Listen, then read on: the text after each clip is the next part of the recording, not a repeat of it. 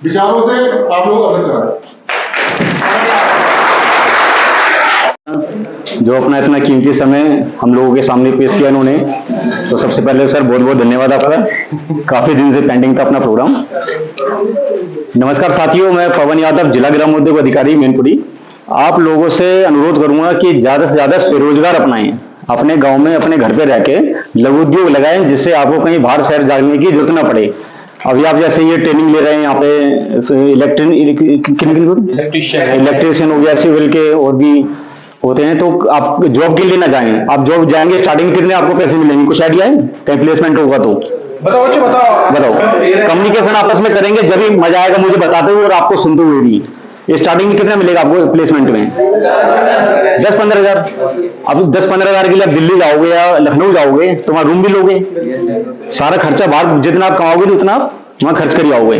तो अगर आप ये वही 20-25 हजार रुपए 50 हजार रुपए महीना अपने घर पे रह के अगर कोई छोटा सा उद्योग लगाएंगे तो वो ज्यादा बेनिफिट है। चाहे 10 हजार अपने घर पे बैठे कमाओगे वो ज्यादा बेटर है। रेंट बचेगा आपका और ये खाने पीने का सामान बहुत चीज होती है। बाहर जाओगे पानी की बोतल भी खरीदोगे उसके भी पैसे देने पड़ते हैं। तो सरकार द्वारा विभिन्न योजनाएं चलाई जाती हैं जिससे आप अपने घर पे रह के लघु उद्योग लगा सकते हैं।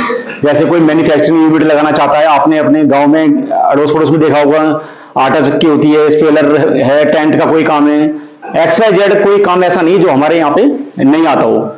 सर्विस में है, जैसे लड़कियों के लिए जैसे ब्यूटी पार्लर का कोर्स किया उन्होंने, सिलाई कढ़ाई का करा हो, तो उसके लिए भी हम लोग क्या करते हैं 1 लाख से लेके 50 लाख रुपए तक जितना आपको अपना बिजनेस के लिए पैसा चाहिए। 1 लाख में किसी हो जाए, किसी का 5 लाख में होगा, किसी का 10 लाख में होगा, वो डिपेंड करता है उसके प्रोजेक्ट कॉस्ट पे।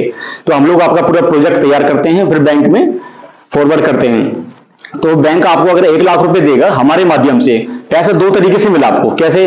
आपको 1 लाख रुपए चाहिए, आपको अपना डेयरी करनी है गाँव में, तो आप बैंक में जाएंगे, साहब हमें 1 लाख रुपए चाहिए, हमें काम करना है, तो बैंक वाला कहेगा ठीक है 1 लाख रुपए ले लो। लेकिन बैंक वाला आपसे 1 लाख रुपए प्लस इंटरेस्ट वो आपको वसूलेगा। लेकिन यही आप हमारे पास आए कि साहब 1 लाख रुपए चाहिए, डेयरी करनी है, तो हम आपका 1 लाख रुपए का प्रोजेक्ट तैयार करेंगे, बैंक में भेजेंगे। ऐसा बैंक ही देगा, पहले केस में भी दूसरे केस में भी। लेकिन दूसरे केस में क्या हुआ कि 35% अमाउंट 1 लाख का 35 हजार रुपए वो हम लोग देंगे आपके ब्याज पे बैंक को।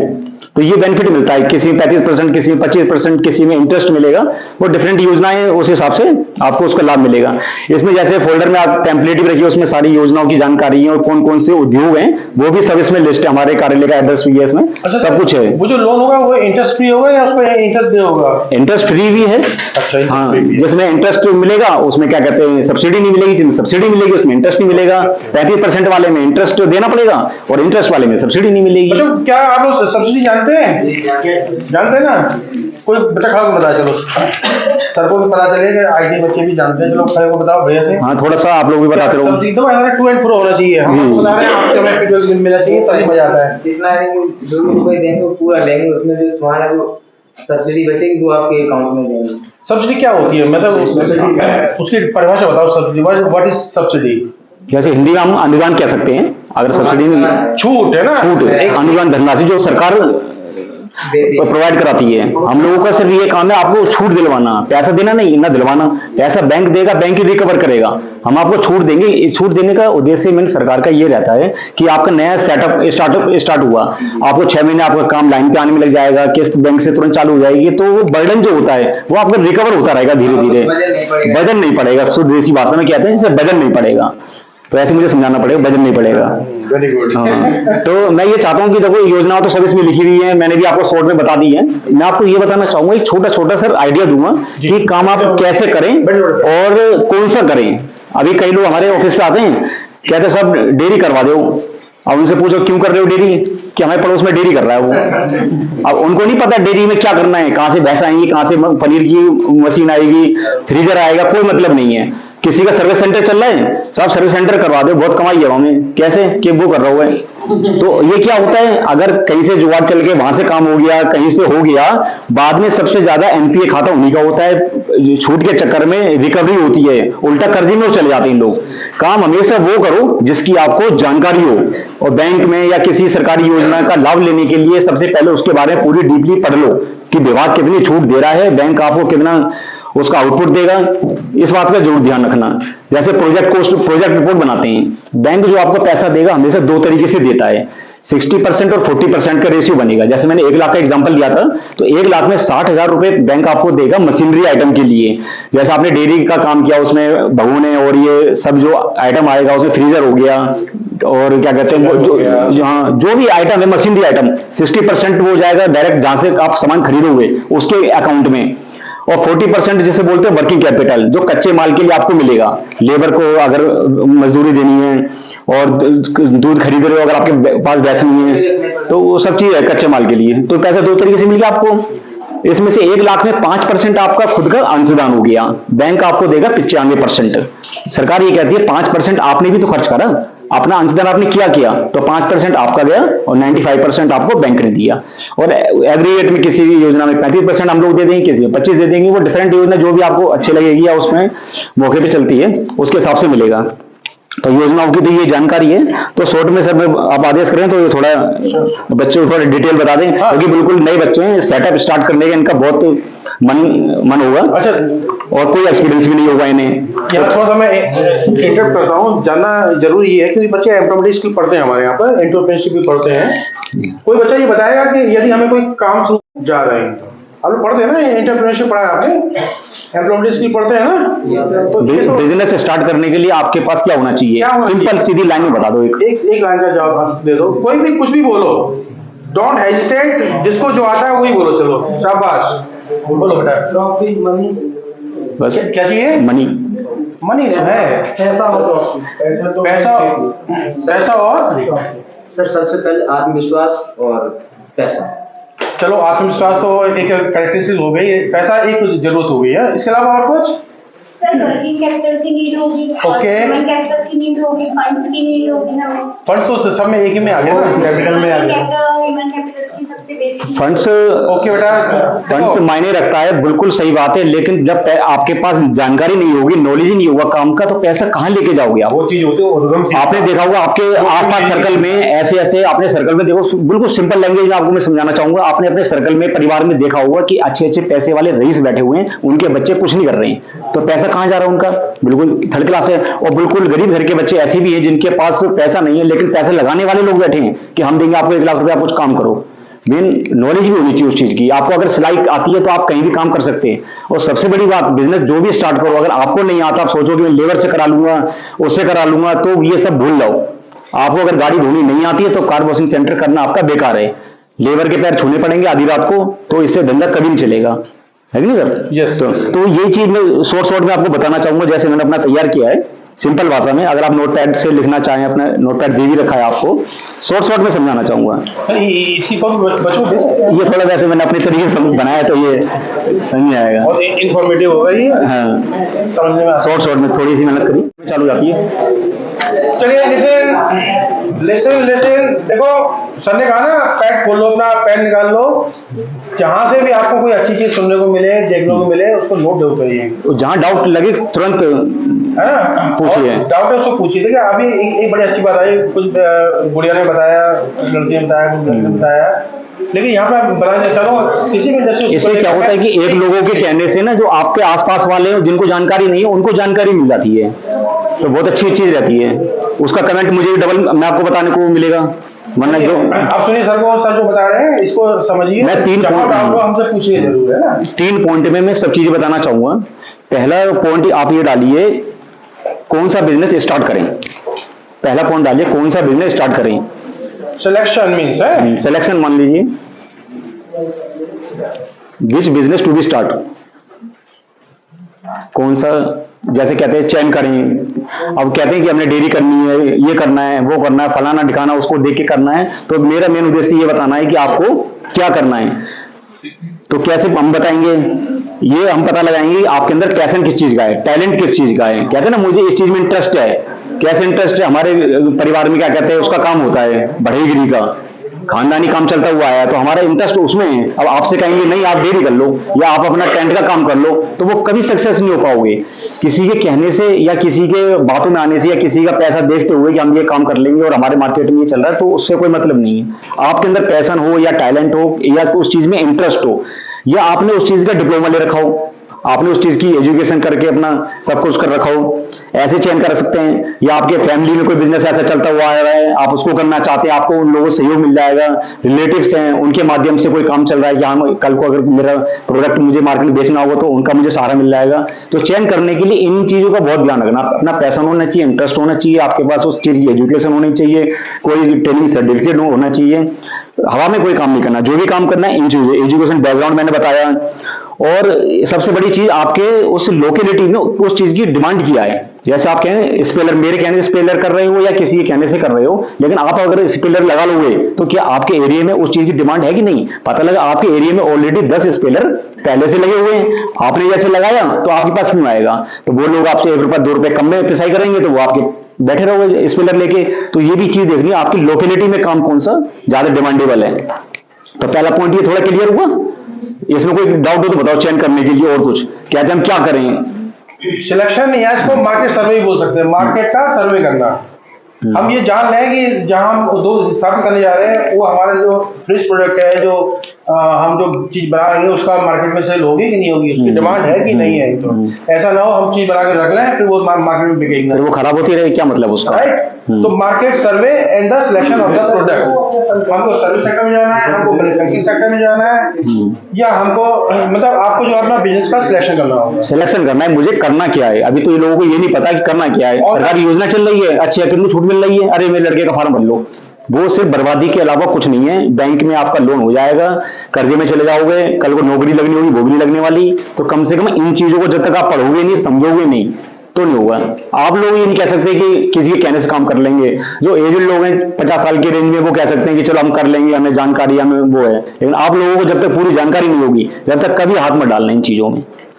यहाँ पर एक बताना चाहूंगा आप लोगों को। देखिए, एक वो आदमी जो लेमैन है, लेमैन मीन्स पढ़ा लिखा नहीं है, वो अपने एक्सपीरियंस के आधार पर बिजनेस करना चाहता है।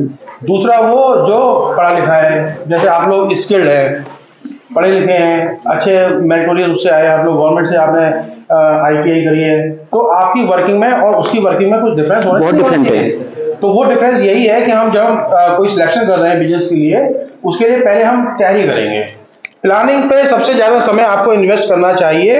अगर प्लानिंग सही है तो एग्जीक्यूशन तो अपने आप हो जाएगा। अपने बिजनेस मैनेजमेंट में वो करते थे ना, SWOT एनालिसिस करते थे। Yes, yes. स्ट्रेंथ क्या है, वीकनेस क्या है, हमारी थ्रेट क्या है। SWOT एनालिसिस है। SWOT एनालिसिस एक नोट करो जरा इसको ना, इस पे गूगल पे और उस पे अपना पढ़ना है इसको डिटेल में। SWOT SWOT analysis. हाँ, ये शॉर्ट फॉर्म है। WOT SWOT बोलते हैं ना, SWOT एनालिसिस। हाँ, गूगल में डालेंगे आप SWOT analysis, SWOT, S for strength, आपकी खूबी, स्ट्रेंथ, W से वीकनेस, O से अपॉर्चुनिटी और T से थ्रेट्स। ये आप जितना इसको आपने पढ़ लिया, आपको दुनिया में किसी के पास जाने की जरूरत नहीं है। आपको गूगल में मिल जाएगा, बहुत अच्छी अच्छी इसके बारे में यूट्यूब पे वीडियो मिल जाएंगी। इसे पढ़ना समझना बहुत अच्छी चीज है। तो ये पहला पॉइंट आपने कर लिया कि आपने कौन सा बिजनेस करना है। तो ये आपको क्लियर हो गया कि आपने कौन सा बिजनेस चुन लिया। किसी ने कुछ चुना तो बताओ एक लोग क्या चुना आपने, है ना? एग्जाम्पल लेके चलिए, ज्यादा अच्छा रहेगा। दोना बनाने वाला, दोना बनाने वाला। Very good very good. अब हम ये जानना चाहेंगे कि कैसे आए दिमाग में? हाँ, ये दिमाग में कैसे आया दिमाग में? हाँ जी, हेलो सर, आइडिया ये से आया कि मतलब हमारे मार्केट थोड़ा लगता है, बाजार लगता है, ठीक है, गाँव में, तो वहां से लोग बाहर से दोना पत्ता लाते हैं जैसमेंट के या किसी ओके। तो हम सोचते हैं कि अपना स्टार्टअप तो जो उसका यहाँ पर पोटेंशियल है तो हम खुद ही बनाना शुरू कर देंगे। वेरी गुड, बहुत बढ़िया।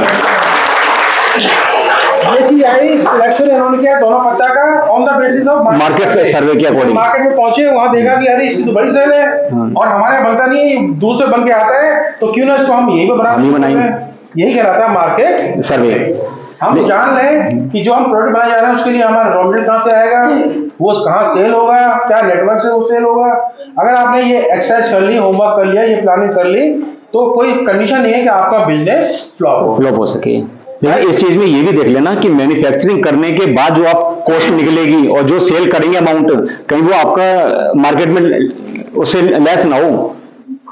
इस बात का जरूर देखना, क्योंकि प्रोजेक्ट रिपोर्ट जब बनाते हैं उसमें कॉस्ट निकालेंगे आप कि बाहर से रॉ मटेरियल खरीद के लाए, आपके यहाँ पे मशीन कितने दिन चली, कितने देर काम हुआ, और शाम को कितने 1000 दोने बने, 500 दोने बने। जब सेल करने जाओगे तो 5 रुपए की गड्डी है, 10 रुपए की गड्डी है, मार्केट में 3 रुपए की गड्डी मिल रही है। इस बात का और क्लियर कर लेना, है कि नहीं सर? मार्केट में पता लगा सस्ता मिल रहा है, आपने पूरी रांगड़ इकट्ठी कर ली और एंड में निकला क्या कहते हैं कॉस्ट महंगी हो गई, फिर क्या करोगे? घाटे में चले जाओगे। तो उसका रेट का और कॉम्बिनेशन देख लेना।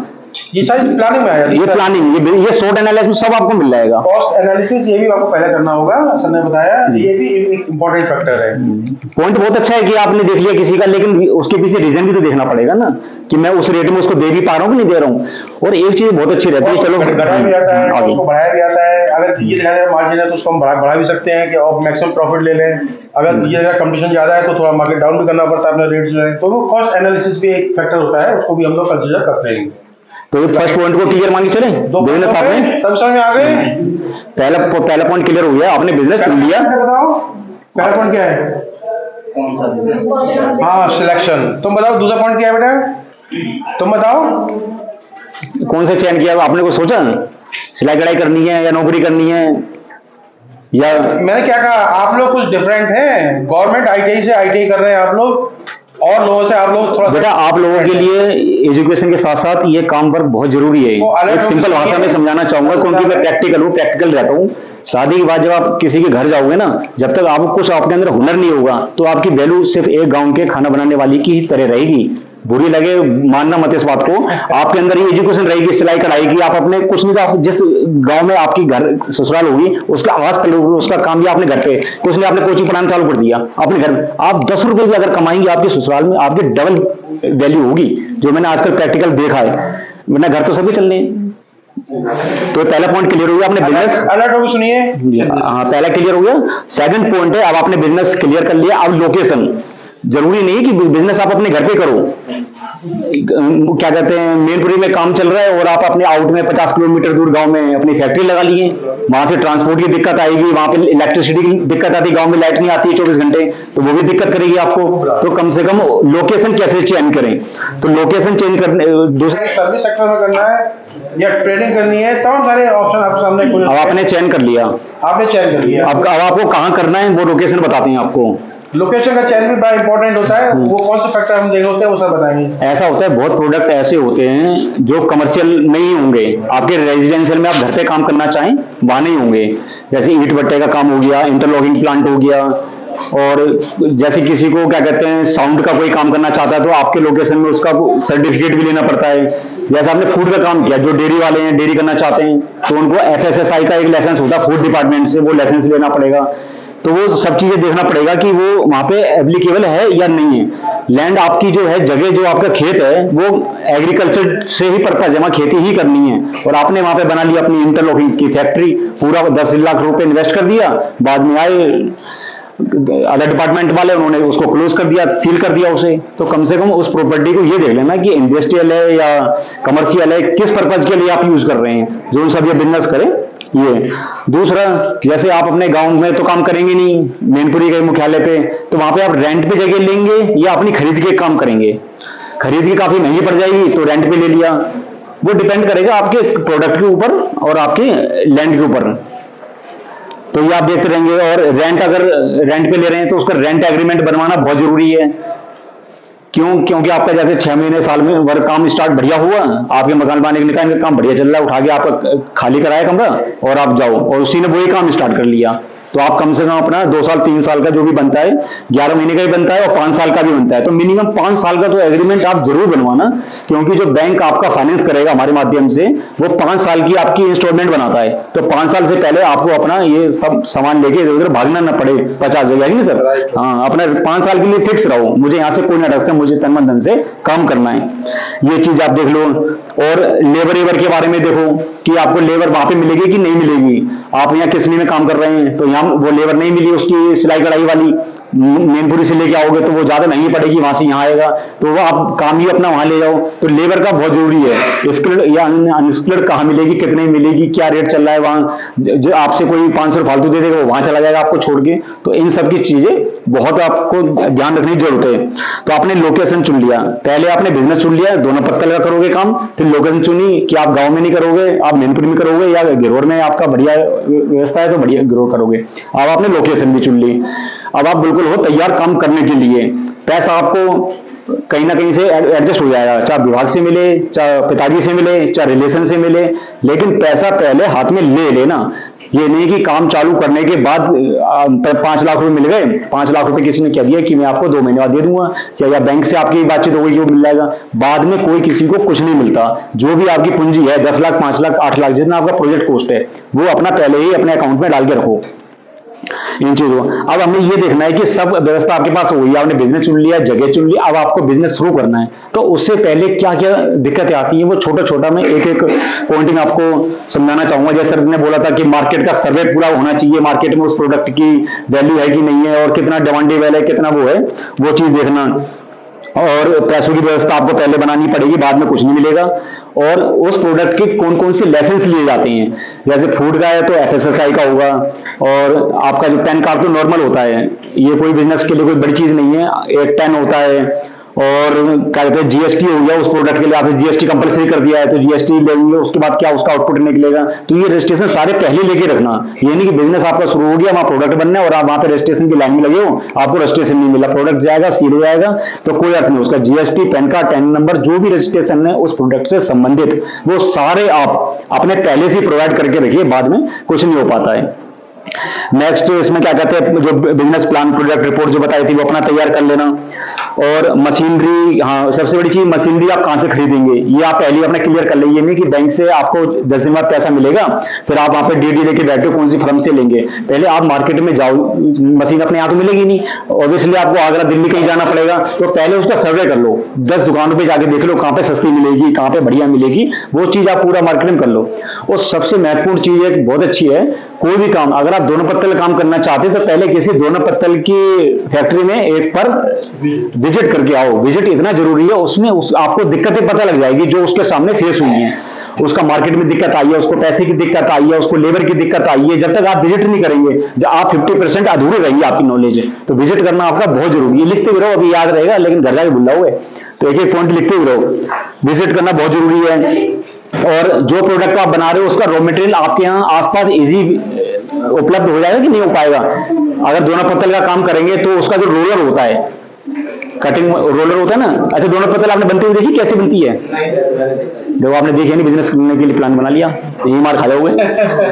एक मशीन होती है ऑटोमेटिक, अब तो ऑटोमेटिक आने लग गई है, उसमें रोल होता है गोल, वो उसके अंदर फिट हो जाएगा, आपको कुछ नहीं करना।